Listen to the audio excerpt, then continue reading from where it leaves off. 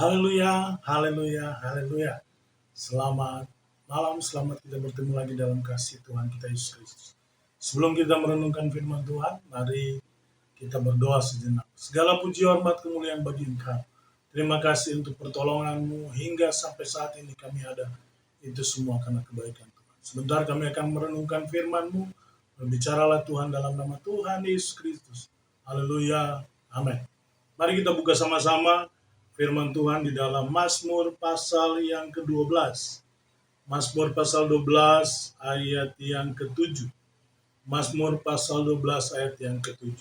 Janji Tuhan adalah janji yang murni, bagaikan perak yang teruji, 7 kali dimurnikan dalam dapur peleburan di tanah. Saya ulangi, janji Tuhan adalah janji yang murni, bagaikan perak yang teruji, 7 kali dimurnikan dalam dapur peleburan di tanah. Malam hari ini kita akan berbicara tentang janji Tuhan. Janji adalah ada yang kata yang sering kali kita dengar. Tetapi seperti bukan pepatah sebenarnya, yang joke yang beredar, janji tinggallah janji. Itulah prinsip ketika kita menghadapi janji yang dilakukan oleh manusia. Kadang lupa, kadang melupakan, atau kadang tidak menghiraukan, tidak menepati janji. Tetapi ketika kita berbicara tentang janji Tuhan, maka kita sedang berbicara satu janji yang pasti akan ditepati. Kenapa pasti ditepati? Itu suatu pertanyaan. Kenapa kita harus percaya? Dari mana kita harus percaya? Kenapa kita harus percaya bahwa Tuhan akan menepati janji dalam kehidupan kita? Dan atau bagaimana kenapa kita harus percaya bahwa Tuhan sanggup menepati janjinya dalam kehidupan kita? Ya, sebagai Allah, maka kita harus mengetahui bahwa Allah mempunyai 3 hal yang pasti yang tidak dimiliki oleh manusia. Yaitu yang pertama, Allah itu maha hadir. Ya, omnipresent. Allah itu bisa ada di mana aja, di luar batas pikiran kita. Begitu juga Allah itu maha tahu, ya. Omniscience. Yang terakhir, Allah itu adalah omnipotent, maha kuasa. 3 hal ini yang membuat Allah pasti sanggup menolong segala sesuatu yang kita perlukan lewat janji-janji. Lebih dari 3.000 janji ada dalam Alkitab. Dari Kejadian sampai kitab Wahyu, memuat janji-janji tentang kebaikan Allah. Mulai dari kehidupan kita di dunia ini sampai kita di surga nanti. Begitu banyak janji-janji Tuhan yang pasti akan Tuhan genapi dalam kehidupan kita. Ya, kita baca lanjut di dalam ayat yang ke-8. Mazmur 12 ayat yang ke-8. Ayat yang tadi dilanjutkan. Engkau Tuhan yang akan menepatinya. Engkau yang akan menjaga kami senantiasa terhadap angkatan ini. Dalam kehidupan kita di penghujung akhir zaman, ya, Tuhan akan memelihara kita daripada angkatan ini. Angkatan ini ditekankan karena memang angkatan yang di akhir zaman ini begitu banyak hal akan terjadi. Tetapi Tuhan akan memelihara kita, akan menjaga kita dengan janji-janji. Ya, salah satu janji yang pasti akan Tuhan berikan dalam kehidupan kita. Kita buka dalam Mazmur 91. Mazmur pasal 91 ayat yang ke-14. Ya, ini adalah janji-janji yang salah satu dari begitu banyak janji yang akan Tuhan berikan dalam kehidupan kita dan pasti akan digenapi. Sungguh hatinya melekat kepadaku, maka aku akan meluputkan. Maka aku akan membentenginya, sebab ia mengenal namaku. Bila ia berseru kepadaku, aku akan menjawab. Aku akan menyertai dia dalam kesesakan. Aku akan meluputkannya dan memuliakannya. Dengan panjang umur akan kukenyangkan dia dan kuperlihatkan keselamatan kepadanya. Ada 9 berkat Tuhan, 9 janji Tuhan dalam kehidupan kita. Mulai dari kehidupan kita yang ada di dunia, diluputkan bila kita berseru, Dia menyertai, Dia memuliakan, dibuat kita panjang umur dengan kenyang. Dan terakhir, ditunjukkannya keselamatan dalam kehidupan kita. Dari hidup kita di dunia sampai di surga, Tuhan sudah janjikan sesuatu yang baik. Tetapi ingat, di ayat 14 dikatakan sungguh hatinya melekat. Itu syarat untuk kita bisa menepati janji. Allah pasti menepati janji. Tetapi kita pun sebagai yang menerima janji, harus ada standar untuk kita bisa menerima janji. Bukan sembarang orang, tapi orang yang memiliki standar dari Tuhan.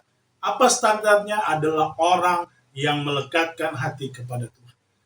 Mari kita mulai malam hari, jangan sampai kita membuat hal-hal yang membuat kita terlepas dari janji Tuhan.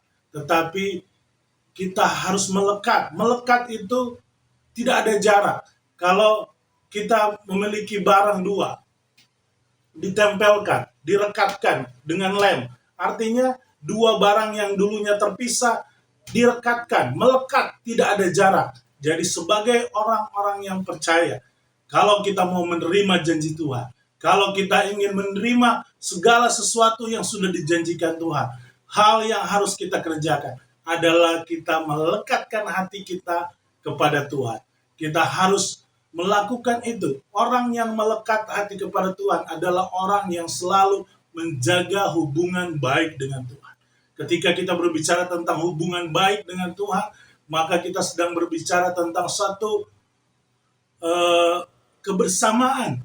Kebersamaan. Ketika kita berbicara kebersamaan, maka kita sedang berbicara berdoa. Baik itu saat kita bersama-sama di gereja, di tiap hari Jumat, ataupun doa pribadi kita saat teduh keluarga kita, atau kita ada dalam ibadah-ibadah pertengahan minggu seperti PA di telah Alkitab atau di ibadah keluarga sesianek, itu kita sedang memelihara hubungan kita dengan Tuhan, merekatkan.